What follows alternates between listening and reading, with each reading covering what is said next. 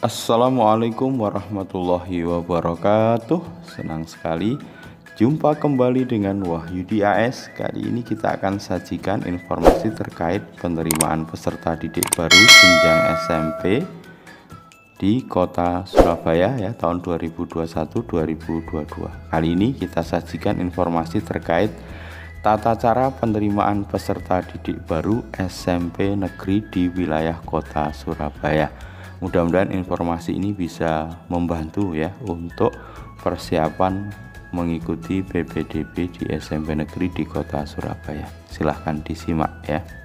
Oke, sekarang di browser kalian misalkan gunakan Google Chrome, double klik ya, ketik PPDB SMP negeri Surabaya, ini sudah muncul ya, enter.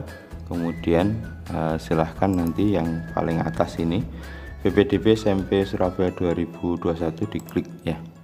Oke, untuk bisa melihat tata cara pendaftaran, nanti kita bisa ke scroll ke bawah di panduan PPDB, nanti lihat panduan, pilih tata cara PPDB ya. Di sini kita akan sedikit ulas ya berkenaan dengan tata cara PPDB ya.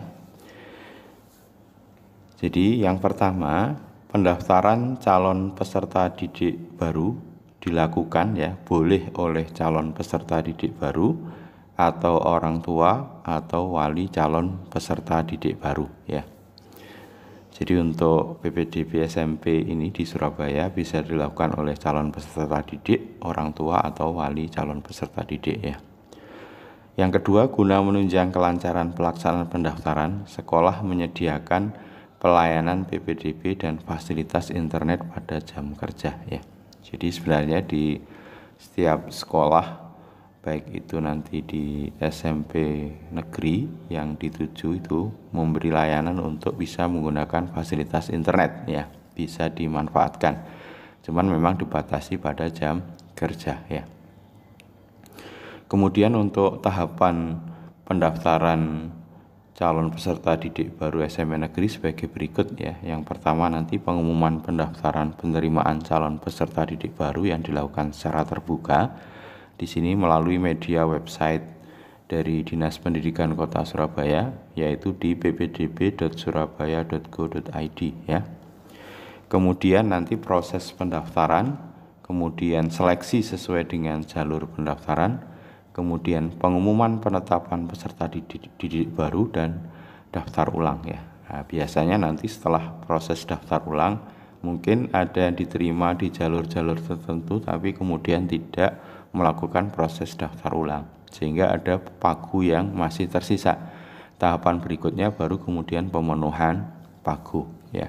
Jadi sekali lagi prosesnya adalah pengumuman PPDB ini secara terbuka. Di sini melalui website ppdb.surabaya.go.id, kemudian proses pendaftaran sesuai dengan, kemudian seleksi sesuai dengan jalur pendaftaran, pengumuman penetapan peserta didik baru, daftar ulang ya. Nah, nanti kalau masih ada sisa pagu, maka nanti ada proses pemenuhan pagu ya. Tahapan yang keempat, dalam tahapan pelaksanaan PPDB, sekolah pada jenjang SMP negeri tidak diperbolehkan, ini yang perlu diperhatikan ya, melakukan pungutan dan atau sumbangan yang terkait dengan pelaksanaan PPDB maupun perpindahan peserta didik. Nah, ini maksudnya mutasi ya.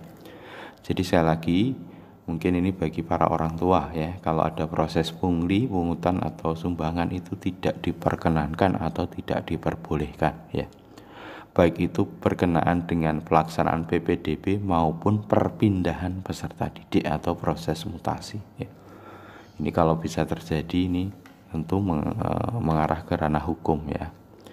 Kemudian yang kedua, melakukan pungutan untuk membeli seragam atau buku tertentu yang dikaitkan dengan PPDB ya. Jadi pada proses PPDB-nya ini tidak ada pungutan kaitan dengan membeli seragam atau buku tertentu. Mungkin proses itu nanti setelah diterima ya. Kemudian yang kelima, tahapan pendaftaran calon peserta didik baru sebagaimana pada pemenuhan pagu dikecualikan. Dikecualikan itu artinya untuk pendaftar calon peserta didik baru SMA negeri melalui jalur afirmasi kategori mitra warga, jalur afirmasi kategori inklusi, jalur prestasi, dan jalur perpindahan tugas orang tua. Jadi yang memilih jalur ini ya itu dikecualikan ya, tidak bisa ikut dalam proses pemenuhan pagu ya.